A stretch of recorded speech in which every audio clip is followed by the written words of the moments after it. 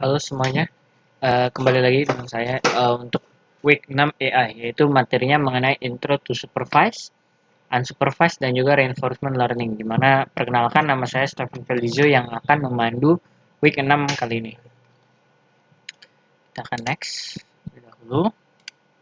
Jadi outline-nya kurang lebihnya terdapat 3 topik yang tadi aku bilang di awal, bahwa ada Supervised Learning, Unsupervised Learning, dan juga Reinforcement Learning. Di mana nantinya setiap topik tersebut akan dibahas mulai dari pengertian, tipe-tipe apa saja, serta penerapannya. Jadi, ketiga topik tersebut merupakan algoritma yang paling sering digunakan di machine learning, yaitu supervised, unsupervised, dan juga reinforcement learning. Seperti itu. Yang pertama kita masuk ke supervised learning. Nah, jadi apa sih supervised learning itu? Jadi supervised learning itu merupakan subkategori pembelajaran dari pembelajaran mesin atau machine learning dan kecerdasan buatan atau AI. Jadi supervised learning ini seperti yang kita tahu bahwa merupakan sebuah subtopik di dalam machine learning dan juga AI seperti itu. Dan dimana saat kita sekarang ini mempelajari AI dan juga machine learning, supervised learning itu merupakan salah satu topik yang tidak boleh ketinggalan. Seperti itu. Nah, selanjutnya juga, supervised learning ini ditentukan oleh penggunaan kumpulan data berlabel. Maksudnya itu seperti apa? Jadi, nantinya dataset yang digunakan oleh supervised learning itu menggunakan label. Label itu bisa dinamakan sebagai target atau keterangan. Jadi, setiap kumpulan datanya itu ada memiliki keterangan. Itu yang membuat unik dari supervised learning. Yang akan digunakan untuk melatih algoritma yang mengklasifikasikan, nantinya itu mengklasifikasikan data atau memprediksi hasilnya secara akurat. Jadi, kumpulan data berlabel tersebut digunakan untuk melatih nih algoritma untuk mengklasifikasikan data atau memprediksi hasil. Jadi, contohnya terdapat apabila teman-teman ingin melakukan misalkan klasifikasi atau prediksi dengan algoritma supervised learning ini, kumpulan data berlabel yang ada akan sebenarnya mereka tuh secara otomatis akan berlatih sendiri untuk melakukan klasifikasi atau prediksi. Nanti kita bakal bahas lebih dalamnya lagi. Nah, saat data input dimasukkan ke dalam model, jadi di dalam supervised learning itu ada data yang tadi, terus juga nanti ada model nih, yaitu model itu yang digunakan untuk melatih algoritmanya. Gitu. Jadi ia menyesuaikan bobotnya hingga model dipasang dengan tepat yang terjadi sebagai bagian dari proses validasi silang seperti itu. Jadi nantinya dari data yang ada tadi, kumpulan data label itu dimasukkan ke dalam model. Jadi sudah ada model terlebih dahulu, lalu datanya itu dimasukkan ke dalam model tersebut. Nah, jadi setelah kita tahu tadi beberapa karakteristik dan juga pengertian supervised learning, kita perlu tahu juga nih, apa sih manfaat dari algoritma supervised learning ini? Nah, algoritma supervised learning ini membantu perusahaan untuk memecah berbagai masalah dunia nyata dalam skala besar. Jadi real life ya. Jadi example-nya real life. Contoh singkatnya itu seperti mengklasifikasikan spam dalam folder terpisah dari kotak masuk suara pengguna Gmail. Jadi apabila kalian tahu di Gmail itu kan ada sebuah bisa dibilang sub label yaitu spam. Jadi kan ada masuk ke inbox kalian dan spam. Nah, kira-kira kenapa tuh dia tuh bisa masuk ke spam? Padahal kan harusnya kalau kita tahu kan semua email itu sama aja. Nah, itu dia digunakan algoritma supervised learning untuk mengklasifikasikan seperti yang tadi kita bilang mengklasifikasikan data. Jadi data yang ada itu diklasifikasikan. Terdapat beberapa ciri-ciri yang menunjukkan bahwa sebuah email ini terindikasi sebuah spam. Nah, maka dari itu dia dikategorikan sebagai spam seperti itu. Nah, jadi sebenarnya bukan sembarang aja nih, kayak sembarang kenapa tiba-tiba email ini bisa masuk spam, email ini bisa masuk inbox, tapi ada beberapa ciri-ciri yang diklasifikasikan seperti itu. Ataupun yang lainnya, kalau misalkan digunakan itu algoritma supervised learning itu untuk melakukan prediksi. Kalau tadi kan prediksi hasil secara akurat. Nah, misalkan yang paling sering itu tuh prediksi misalkan hasil rumah ataupun prediksi apapun seperti itu. Jadi misalkan ingin memprediksi harga mungkin harga iPhone contohnya, harga iPhone. Mungkin kita sekarang membeli iPhone, cuman kita kan nggak tahu nih 5 tahun ke depan iPhone kita tuh seperti apa nih, bisa aja turun walaupun kemungkinan besar turun. Cuman mungkin ada kemungkinan nih bahwa oh iPhone ini naik nah gitu. Nah, maka dari itu nantinya itu tuh dilakukan prediksi menggunakan algoritma supervised learning ini. Jadi diprediksi jadi kira-kira mungkin 5 tahun ke depan harga iPhone yang sekarang misalkan iPhone apa itu berapa sih nantinya seperti itu. Jadi algoritma supervised learning ini selain tadi mengklasifikasikan data yang aku contohkan sebagai mengklasifikasikan data spam, ini juga digunakan nih untuk melakukan prediksi dari sebuah hasil dari data tadi, misalkan mau prediksi sesuatu secara akurat gitu. Jadi tingkat akurasinya cukup tinggi seperti itu. Oke, kita lanjut. Oke, nah, jadi kurang lebih gambaran dari supervised learning itu seperti ini. Jadi ini gambaran prosesnya. Yang pertama ada input raw data. Jadi untuk menjalankan algoritma supervised learning, sebenarnya yang sebelum-sebelumnya juga udah pernah dimention bahwa kita memerlukan data nih gitu. Jadi nggak mungkin dong kita bisa semena-mena ataupun selangsung aja kita mengklasifikasikan ataupun melakukan prediksi tanpa adanya data terlebih dahulu. Nah, maka dari itu perlu ada data terlebih dahulu nih. Jadi datanya ini nih masih raw data, kayak masih data yang benar-benar awal kayak gitu. Mungkin sudah dibersihin atau enggak itu bebas. Jadi data awal. Nah, terus nantinya di sini ini nih yang dimasukkan sebagai model yaitu algoritmanya seperti itu.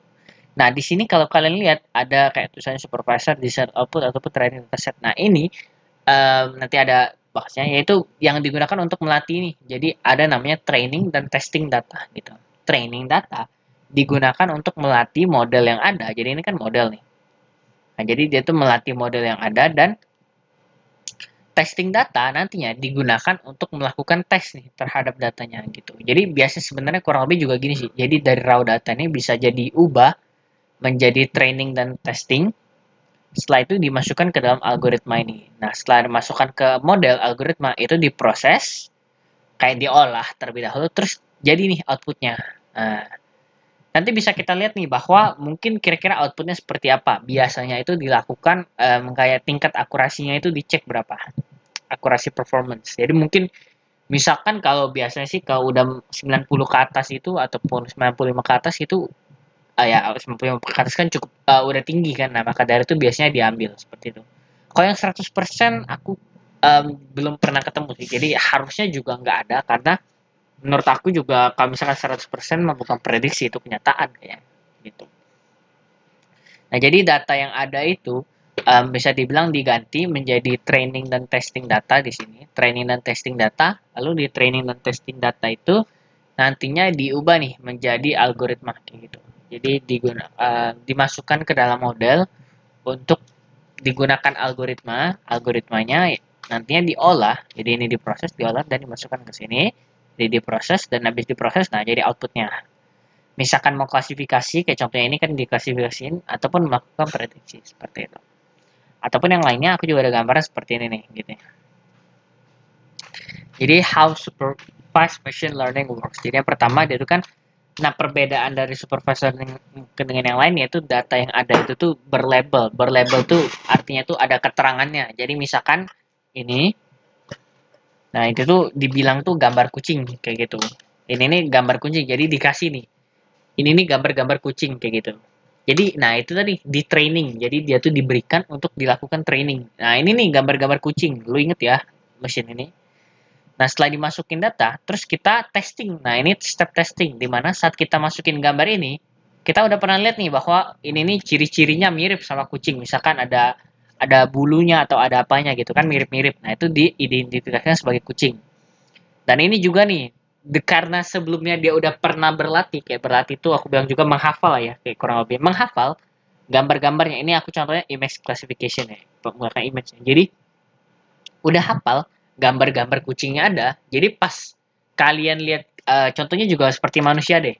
Kalian kan udah mungkin berapa tahun tuh lihat kucing kan bentuknya kayak gitu. Nggak mungkin dong kalian salah eh, klasifikasiin bahwa ini kucing ataupun ini anjing. Nah, karena itu juga berlaku pada mesin. Jadi dia udah kita kasih nih semua gambar-gambar kucing kayak gitu. Jadi gambar-gambar kucing. Jadi kurang lebih dia tuh udah ada gambaran bahwa kucing tuh matanya dua, terus ada kumis, mungkin gak semuanya ada kumis, terus mungkin matanya kecil atau apa sebagainya, atau ada kuping, cuma kupingnya nggak terlalu, ya ada telinganya nggak terlalu besar gitu. Nah itu dia udah tahu nih kurang lebih karakteristik dari kucing. Jadi apabila kita masukin gambar yang kucing, cuman bukan kucing yang beda kucing kayak gitu, beda jenis kucing, dia udah tahu nih bahwa oh ini kucing karena dia udah melakukan training data gitu.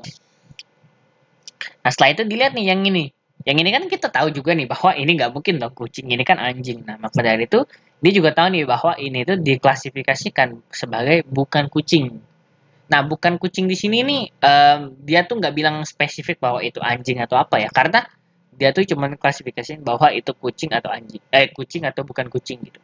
Karena dia juga nggak tahu nih bahwa anjing itu seperti apa. Kenapa? Karena kita belum melakukan training ini. Apabila kalian kasih training kucing dan juga anjing, harusnya dia ngerti kayak ini nih kucing dan ini nih anjing dan ini bukan kucing dan anjing seperti itu. Jadi semakin banyak data yang kalian training ke mesin, ke model, jadi mereka juga semakin tahu nih bahwa karakteristik dari setiap hewan itu gimana, dan apabila kalian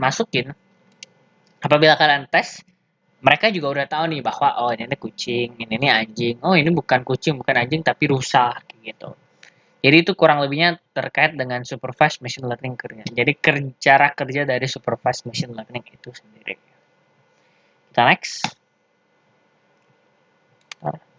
Nah, yang tadi aku bilang di dalam algoritma supervised learning itu ada namanya training dan testing data. Nah, itu apa sih? Jadi training data itu merupakan sebuah bagian dalam dataset yang kita latih. Jadi yang dilatih. Jadi sebuah model itu dilatih. Misalkan contohnya untuk membuat prediksi atau menjalankan fungsi dari sebuah algoritma machine learning gitu. Sesuai tujuannya masing-masing. Jadi kan nggak semua orang mungkin mau prediksi ataupun apa, ataupun juga prediksinya itu juga nggak semuanya mungkin tentang penjualan kan, mungkin mau prediksi tentang apa seperti itu. Jadi sesuai dengan tujuannya masing-masing. Nah, nantinya kita di sini memberikan petunjuk nih melalui algoritma agar mesin yang kita latih bisa mencari korelasinya sendiri gitu. Jadi korelasi itu juga mungkin saat kalian taruh label gitu. Jadi kan dia kurang lebih udah tahu nih bahwa oh anjing tuh bentuknya kayak gini, oh kucing bentuknya kayak gini gitu. Nah kalau misalkan testing itu tuh merupakan sebuah bagian dari dataset yang kita tes nih untuk melihat keakuratannya, atau dengan kata lain melihat performanya ya samanya. Jadi setelah kita latih kita tes nih. Jadi kayak sebenarnya ya mungkin aku contohin kayak ujian deh.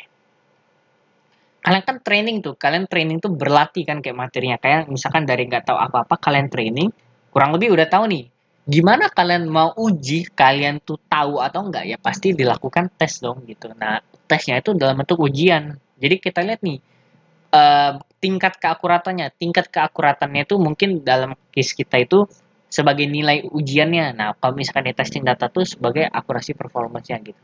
Apabila kalian nilainya 95, berarti kan berarti kan kalian memahami materi itu sebanyak 95 kayak gitu kan. Apabila kalian 100 ya berarti kalian benar-benar memahami seperti itu. Cuman apabila kalian mungkin 75 ataupun 50 gitu kan, mungkin aja kalian masih belum memahami dengan baik. Nah, maka dari itu nanti harus dilakukan training lagi seperti itu, baru di testing lagi. Jadi dilakukan perulangan itu training testing. Dan apabila di Python itu tuh terdapat sebuah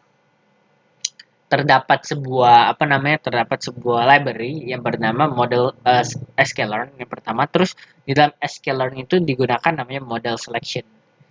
Nah jadi di model selection itu kita import train test split, jadi nantinya itu bisa dibagi nih. Jadi dataset yang kita ada itu bisa dibagi nih jadi dengan training dan testing. Nah itu uh, porsinya itu bisa dibebaskan, bisa 70-30, mungkin 80-20, ataupun 60-40, itu bebas gitu. Mungkin kalian mau bandingin juga nggak apa-apa sih, misalkan nantinya mau dibandingin ke misalkan 70-30 sama ini berapa gitu, itu juga bebas kok. Yang penting kalian pisahin datanya biar dia tahu bahwa ini data training dan testing seperti itu. Lanjut.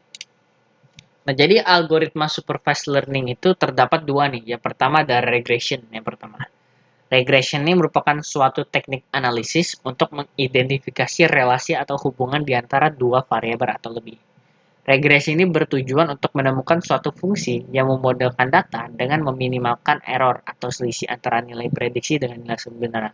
Contoh yang paling umum tuh dari regresi itu ada namanya linear regression gitu. Jadi regression teknik analisis sebenarnya yang digunakan dia tuh mengidentifikasi relasi atau hubungan di antara dua variabel. Jadi contohnya misalkan ada sebuah tabel mungkin misalkan contohnya mungkin kedalaman laut dan juga mungkin curah hujan seperti itu. Nah, jadi dari dia tuh cari nih relasi antara kedalaman laut dan juga curah hujan. Mungkin dari kedua itu bisa ditahu nih bahwa besok itu hujan atau enggak kayak gitu. Mungkin ya ini contoh, enggak bukan berarti bahwa nantinya bisa diidentifikasi, itu kan contohnya gitu. Jadi nantinya dengan dua itu dia tuh bisa ngelakuin prediksi terhadap sesuatu. Misalkan yang paling sering tuh mungkin besok hujan atau enggak, besok tuh berawan atau enggak, besok mungkin besok ya banjir atau enggak kayak gitu-gitu seperti itu untuk regression. Nah, kalau misalkan classification ini lebih condong ke arah mengklasifikasikan atau mengkategorikan beberapa item yang belum berlabel ke dalam sebuah set kelas. Contoh yang paling umum adalah binary classification. Jadi untuk classification itu lebih digunakan untuk mengklasifikasikan atau mengkategorikan nih beberapa item yang ada cuman belum berlabel seperti itu. Kita lihat contohnya. Nah, contoh yang pertama ini adalah regression nih gini. Jadi ini juga aku paling jelasin ada namanya independent variable dan juga dependent variable kayak gitu. Jadi independent variable itu merupakan variabel yang berdiri sendiri. Maksudnya itu gimana? Kayak contohnya body style. Body style itu kan berdiri sendiri kan.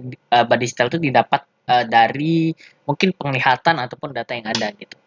Nah, sedangkan dependent variable itu tuh merupakan sebuah variabel yang bergantung pada yang lain. Jadi price ini kita nggak bakal tahu nih kalau misalkan engine size-nya kita nggak tahu gitu. Ataupun price ini kita juga nggak tahu kalau misalkan dua-dua ini dihilangin gitu. Jadi dia nih hasil dari ini bergantung dengan yang lain seperti itu. Itu maksud dari independent variable.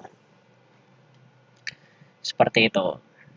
Nah, jadi contohnya di sini regression itu sering digunakan untuk melakukan prediksi. Contohnya ini melakukan prediksi terhadap harga. Nah, di sini misalkan kita lihat nih bahwa convertible 130, 111, dia 5.000. Nah, dia apa nih harganya 13.495. Kita lihat lagi bahwa regresi itu merupakan suatu teknik analisis untuk mengidentifikasi relasi atau hubungan di antara dua variabel atau lebih. Nah, maksud aku itu yang ini nih, dua variabel nih, misalkan body style dan engine size. Dilihat nih relasi hubungannya kayak convertible sama 130 gitu. Nah, jadi dari keempat ini hubungan ini nanti bisa dilakukan prediksi terhadap harga yang ada kayak gitu. Jadi misalkan convertible sama 130 terus ini. Nah, dia ini bisa didapat nih 13.495 seperti itu. Jadi bisa bisa dibilang mendapatkan prediksi dari beberapa variabel yang ada seperti itu. Nah, jadi itu untuk regresi. Jadi di beberapa ini, jadi dia tuh mencari hubungan antara satu dengan yang lain kayak gitu. Jadi misalkan body style dan engine size. Nanti setelah ini dua ini dengan horsepower dan juga peak RPM kayak gitu. Dan setiap apa nih baris atau kolom ya, ini nih berpengaruh terhadap harga price gitu. Apabila dia beda, pasti harganya beda lagi. Nah, selanjutnya untuk classification. Nah, classification yang aku bilang tadi, yaitu lebih cenderung untuk mengklasifikasikan atau mengkategorikan beberapa item yang belum berlabel ke dalam sebuah set kelas discrete. Nah, contohnya seperti ini nih. Jadi dia tuh ada tiga target variabel. Misalkan iris setosa, iris versicolor, dan iris virginica gitu. Nah, jadi di sini ada target variabel. Target variabel ini maksudnya ya hasilnya itu seperti apa. Jadi dari beberapa feature disebutnya feature ini didapat nih bahwa nantinya seperti ini iris setosa gitu. Jadi ini digunakan bukan lebih ke mengklasifikasi sih dari prediksi. Kalau yang ini kan prediksi kayak prediksi harga, ini kan nggak mungkin dong ada harga 13.495 itu ada 5 kayak gitu. Nah, kalau ini kan bisa aja iris setosa ada berapa kayak gitu. Jadi ini mengklasifikasikan ada iris setosa, iris versicolor, dan juga iris virginica gitu. Jadi diklasifikasikan dalam setiap ini target variabelnya. Misalkan sepalnya ini, sepal widthnya ini, terus kelasnya ini gitu. Nah, kita lanjut ke penerapan dari supervised learning ini sendiri.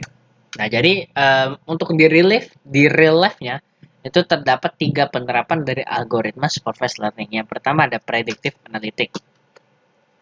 Nah, predictive analytic itu ya seperti yang kita tahu dari namanya predictive analytic prediction. Jadi analisis prediction digunakan oleh banyak perusahaan untuk mengantisipasi hasil tertentu berdasarkan variabel output yang diberikan, sehingga membantu para pemimpin perusahaan mengambil keputusan berdasarkan data yang ada dari algoritma supervised ini. Gitu. Jadi misalkan tuh yang tadi aku bilang kan prediksi.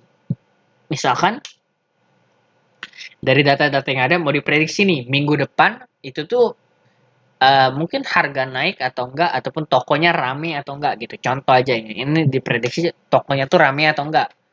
Mungkin apabila diprediksi terus rame, bisa aja pemimpin perusahaan tuh mengambil keputusan di mana ya udah kita banyakin tuh stok di hari itu karena kita prediksi bakal rame.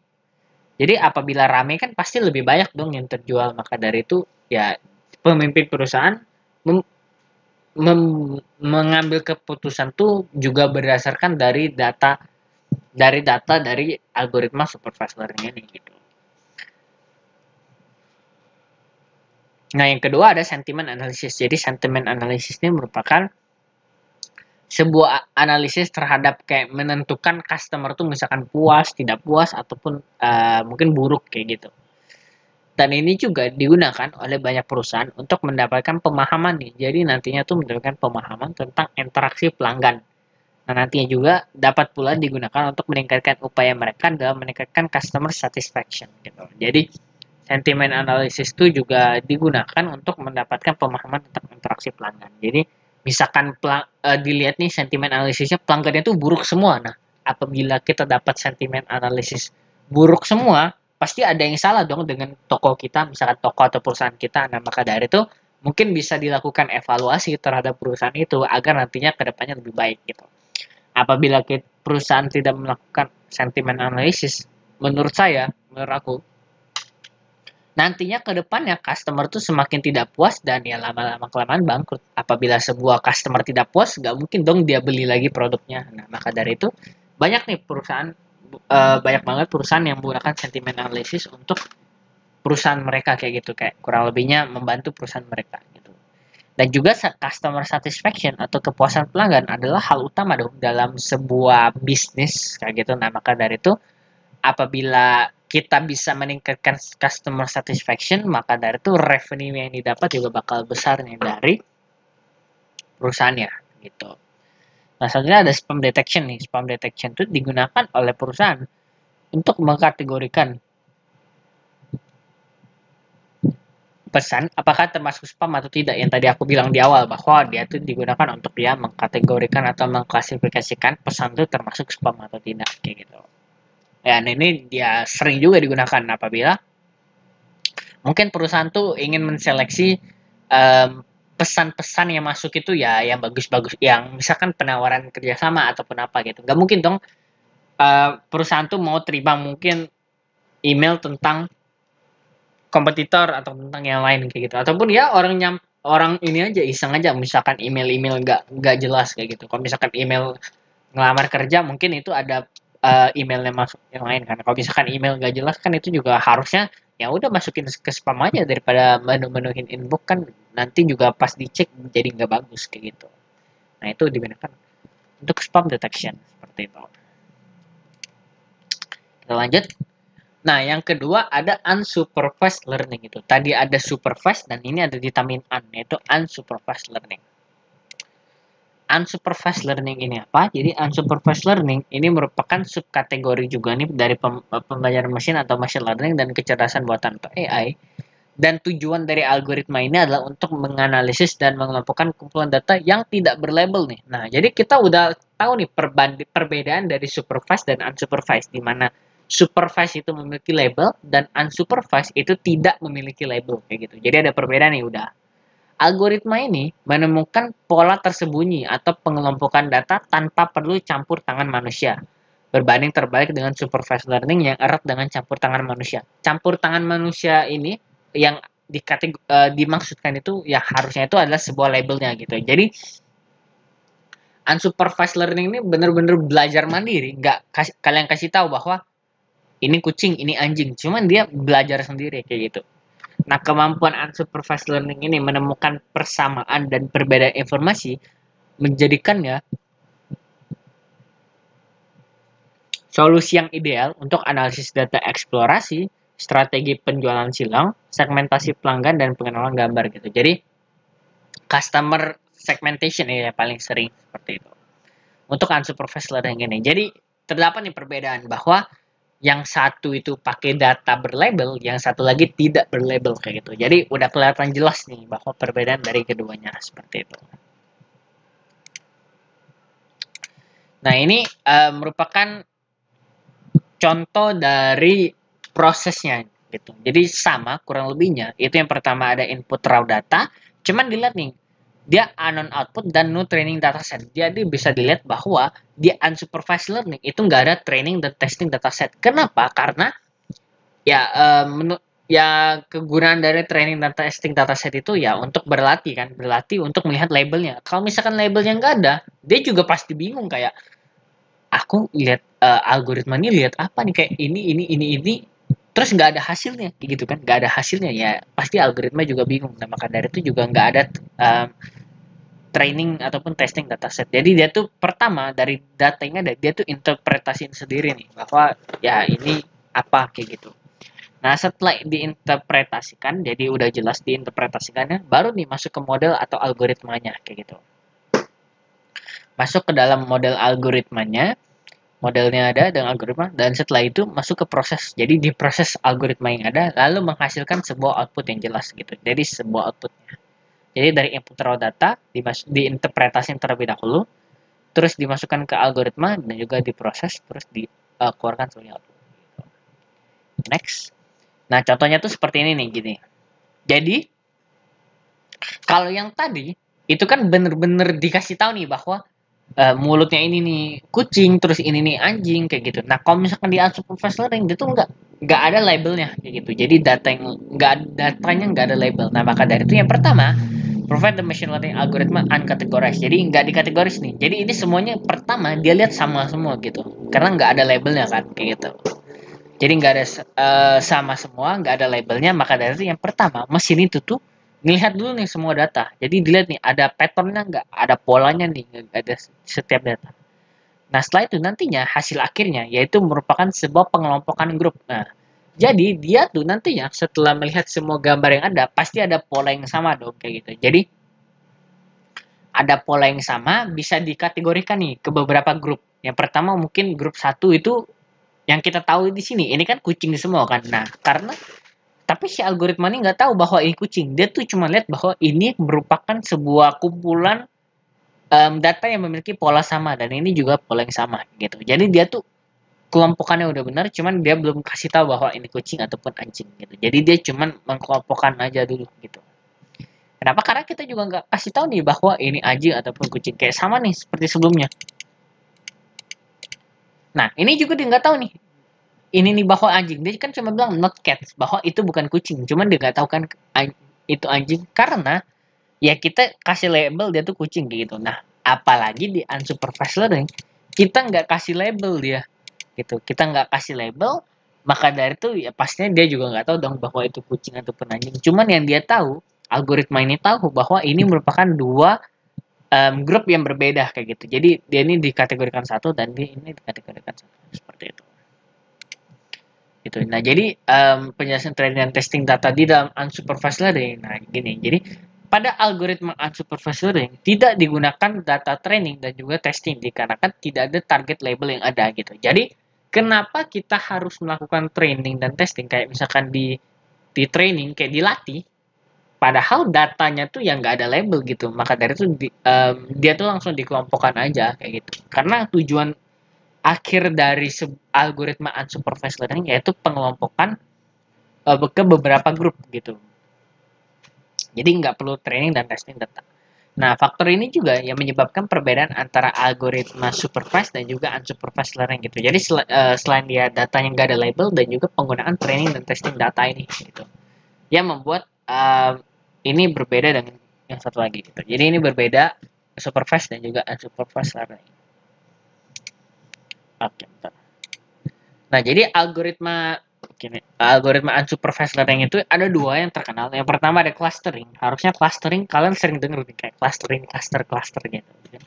Jadi clustering itu merupakan suatu metode untuk mengelompokkan objek-objek ke dalam beberapa cluster sedemikian rupa sehingga objek yang paling banyak kemiripannya tetap menjadi satu kelompok dan memiliki sedikit atau tidak ada kemiripan dengan objek dari kelompok lain. Nah, itu maksudnya jadi dia tuh ya terbagi ke kelompok-kelompok sendiri. Jadi ada kelompok yang um, kategori sendiri kayak gitu. Kategori sendiri-sendiri. Jadi dia tuh mirip yang lain tuh dikit kayak gitu. Nah, analisis cluster ini menemukan kesamaan antara objek data dan mengkategorikannya sesuai ada dan tidaknya kesamaan tersebut. Contoh algoritmanya adalah yang paling sering tuh K-means clustering gitu. Tadi yang aku bilang bahwa kita juga tahu nih bahwa kucing itu kan walaupun kita nggak tahu itu kucing, tapi kita bisa kategori ini bahwa kita dikasih 3 gambar kucing dan 3 gambar anjing gitu. Kan kita bisa kategoriin bahwa um, di grup yang mana kayak gitu kan ada 2 perbedaan grup kan kayak gitu. Kayak kita nggak bisa bilang bahwa kucing sama anjing itu kan sama juga gitu. Nah, maka dari itu algoritma ini nantinya yang khususnya clustering itu tuh mengelompokkan objek-objeknya itu ke dalam cluster-cluster yang sedemikian rupa sehingga yang dibilang objek yang paling banyak kemiripannya tetap menjadi satu kelompok gitu. Jadi objek yang miripnya paling banyak kayak mirip banget itu tetap menjadi satu kelompok hingga akhir dan nantinya tuh bakal memiliki sedikit atau bahkan nggak ada nih kemiripan dengan objek dari kelompok lain.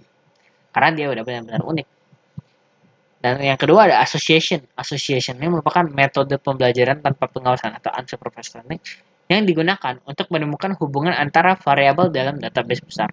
Contoh case association tuh kayak orang membeli barang X, misalkan roti, juga cenderung membeli barang Y. Nah, ini tadi nih customer segmentation gitu. Bukan customer behavior gitu. Ya, contoh contoh khas dari aturan asosiasi adalah analisis keranjang pasar gitu. Contoh algoritmanya a priori.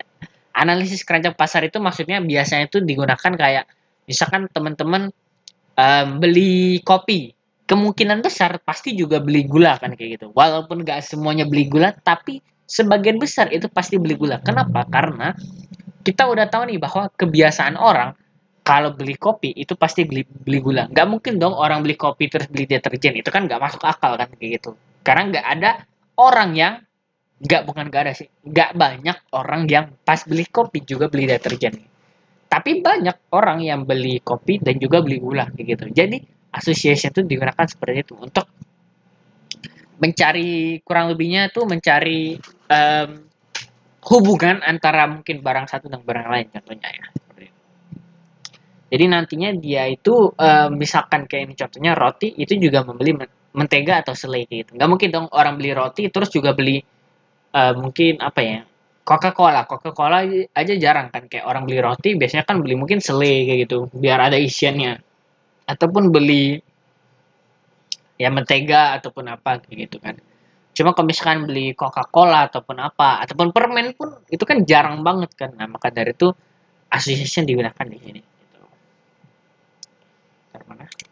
Nah, contoh clustering itu seperti ini nih gitu. Jadi algoritma ini mengkategorikan ke data-data yang ada. Ini contohnya ini data-data nih gitu. Jadi ini data-data yang ada dan nggak berlabel itu dikategorikan. Biasanya tuh terlihat nih bahwa kita kan juga bisa lihat nih bahwa ini kan ada 3 kelompok yang berdekatan satu sama lain kan. Nggak ini tiba-tiba kita bisa bilang ke sini kan ini kan berdekatan dengan yang satu sama lain. Nah, maka dari itu nantinya itu bisa dikategorikan sebagai 3 klaster kayak ini 1, 2, 3. Nah, klaster ini bisa aja mungkin nantinya tuh ini yang tadi itu iris versi color, ini iris versotanica apa tadi, terus ini iris virginica gitu. Jadi dia tuh membaginya ke 3 klaster yang ini gitu. Jadi dia tuh yang berdekatan itu dijadikan satu klaster kayak gitu. Karena ini sama ini terlalu jauh, nggak mungkin dong ini satu klaster kayak gitu. Nah, maka dari itu ini satu klaster masing-masing. Jadi yang satu klaster masing-masing itu nantinya bakal ya digunakan untuk mungkin mengkategorikan ataupun misalkan melakukan prediksi gitu. Lebih sering mengkategorikan misalkan yang tadi mau kategorin apa namanya bunga itu tadi iris versus tonica dan lain-lain seperti itu. Ini untuk clustering. Nah, satu lagi ini ada association gitu. Yang tadi aku bilang kayak contohnya tuh melakukan transaksi. Kayak contoh nih bisa dilihat nih bahwa dari 4 transaksi ini saat orang membeli ini pasti juga membeli bir gitu kan. Nah, dari 4 transaksi 3 orang membeli apel dan juga bir. Nah, maka dari itu nantinya biasanya ini sering digunakan tuh mungkin di online shop ataupun e-commerce pas kalian misalkan masukin roti misalkan ke keranjang, pasti ada aja mungkin di explore ataupun notif nggak beli selai juga kayak gitu contohnya, nggak beli selai juga ataupun dikasihin yang selai-selai. Kenapa? Karena dilihat nih di sini bahwa dari 4 transaksi, 3 transaksi orang tuh pas beli upper beli juga bir. Dan maka dari itu nantinya pas kalian beli apel ataupun pas kalian beli bir itu juga ditawarin nih, mau apel juga nggak? Nah, base data dia itu dari data customer behavior yang ada dari selama ini kayak gitu. Ataupun nanti juga bisa aja pas nasi itu juga ayam kayak gitu contohnya. Ataupun pas beli bir itu beli nasi juga kayak gitu. Itu bisa aja. Apabila datanya semakin banyak gitu, semakin ada korelasi itu juga bisa seperti itu. Nah, ini kan dari 4 ini cuma satu nih, beli beli apel dan beli juga buah buah pir ini ya gitu. Nah, mungkin aja dia jarang nih menawarkan buah pir apabila kalian membeli buah apel. Karena pas dia lihat, contohnya aja dia ambil 4, cuman satu nih yang ini. Pasti kan satu ini ya case spesial aja, mungkin dia lihat yang kayak jarang aja gitu. Ataupun yang ini nih, susu dan juga bir. Nah, mungkin aja pas kalian beli susu juga ditawarin bir, ataupun sebaliknya, kalian beli bir juga ditawarin susu. Kenapa? Karena dari 4 transaksi yang ada, 3 itu beli susu dan juga beli bir gitu. Nggak mungkin dong dari 10.000 yang ada, misalkan dari 10.000 data, misalkan yang unik, misalkan orang beli bir dan juga beli deterjen. Nggak mungkin dong dari 10.000 data, 50% deh, 50% orang beli bir dan juga beli deterjen. Nah, nggak mungkin dong gitu, karena nggak nyambung. Mungkin ada aja, ada. Cuman sebagian kecil kayak, kalau kalian lihat di sini, kayak contohnya aku cluster, mungkin aja di sini nih gini. Ataupun di mana gitu. Karena itu jarang banget terjadi. Nah, maka dari itu karena yang itu jarang terjadi, maka dari itu dia jarang juga nih untuk ngerekomendasiin kalian untuk membeli itu juga. Kayak pas kalian beli bir, nggak mungkin dong mau deterjen juga, ya pasti kalian tolak kan gitu. Kenapa? Karena ya ngapain beli deterjen saat beli bir, kayak gitu kurang lebihnya. Nah, itu untuk association ya gitu. Jadi kurang lebihnya seperti itu yang digunakan untuk melihat customer segmentation itu tadi. Jadi disegmentasin pasarnya gitu juga nanti bisa. Jadi apabila nanti orang yang suka beli ini ditawarin itu terus kayak gitu. Nah, untuk penerapannya ini untuk unsupervised learning yang tadi di customer segment yang merupakan sebuah kegiatan mendefinisikan kebiasaan pelanggan untuk membuatnya lebih mudah untuk memahami ciri-ciri umum dan kebiasaan pembelian klien bisnis yang tadi. Jadi unsupervised learning memungkinkan bisnis untuk membangun profil persona pembeli atau apa ya, user persona ya, customer persona dengan lebih baik. Memungkinkan organisasi untuk menyelaraskan pesan produk kepada pelanggan yang tepat gitu. Jadi untuk misalkan e-commerce itu dia tuh nggak sembarang kasih kalian misalkan nggak mau beli apa gitu, atau misalkan HP murah nih kayak gitu. Kenapa? Karena dia udah lihat nih kalian, misalkan aja deh kalian scroll tentang HP iPhone terus menerus tapi nggak beli kalian, pasti ada aja notif dari misalkan Tokopedia atau Shopee gitu, aku sebutnya Tokopedia atau Shopee, em, nggak mau beli ini misalkan lagi promo lo iPhone gitu-gitu. Nah, pas kalian lihat notif itu, pastikan karena kalian mau beli iPhone, pasti kalian pencet dong. Pasti kalian klik dong notif itu karena kalian mau lihat promo-promo tentang iPhone kayak gitu. Nah, jadi untuk perusahaan-perusahaan itu juga nggak sembarang kasih kalian notif-notif itu. Pasti dia pikirin dengan baik. Wah, bukan pikirin dengan baik. Pasti udah dilakukan perhitungan menggunakan algoritma unsupervised learning ini untuk memahami kebiasaan kalian kayak gitu. Jadi kebiasaan kalian melihat-lihat tentang iPhone, ya udah dia kasih kalian tentang iPhone nih kayak gitu. Mungkin yang pertama dari homepage kalian iPhone terus, ataupun notification kalian iPhone terus gitu, ataupun pas kalian di keranjang-keranjang juga iPhone, ya udah dikasih hajar terus tentang iPhone, biar tujuan akhirnya kan biar kalian beli iPhone itu kan, nggak, bukan kalian cuma semata-mata dikasih notif terus apa ya udahlah gitu kan, ya pasti dia berharap kalian membeli iPhone tersebut kayak gitu.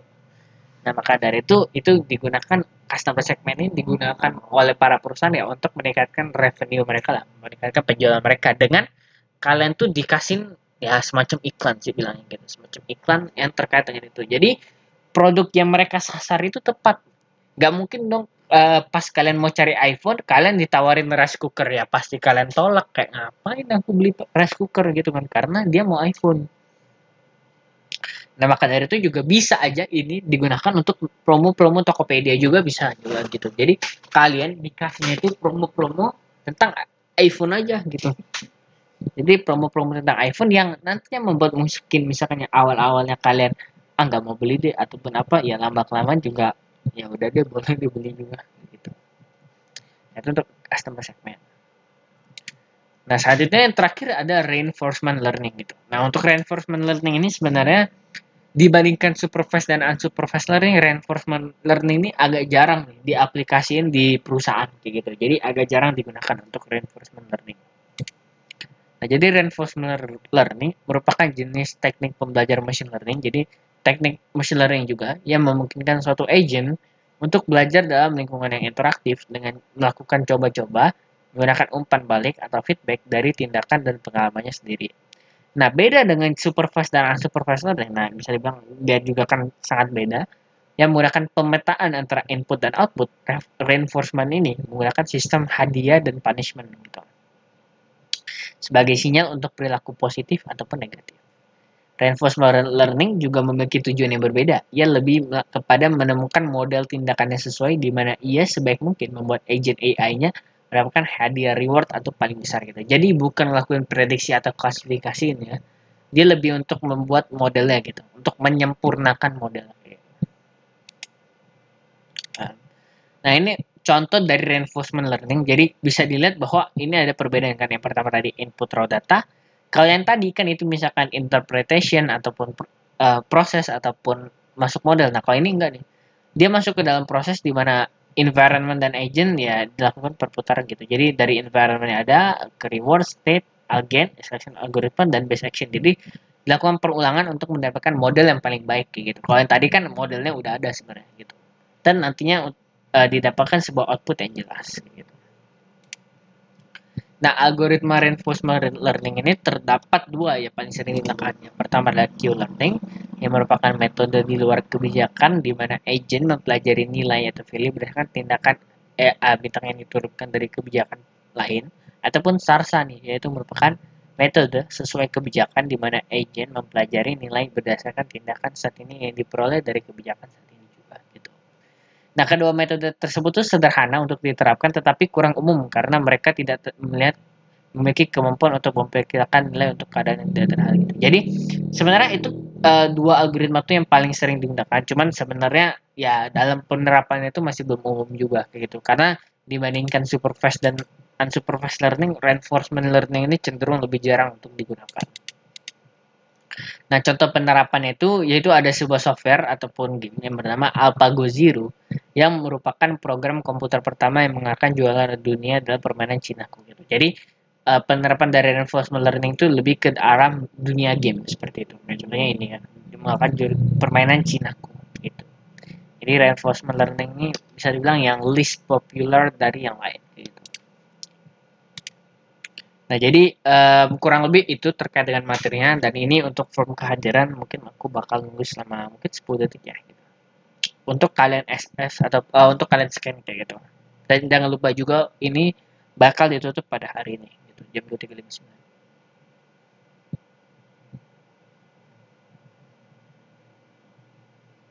Oke, siap. Dan sekian untuk materinya dari Week 6 AI ini terkait dengan supervised, unsupervised dan juga reinforcement learning. Semoga materinya bisa membantu kalian dalam memahami algoritma-algoritma tersebut dengan baik. Dan sampai jumpa di bootcamp selanjutnya. Thank you.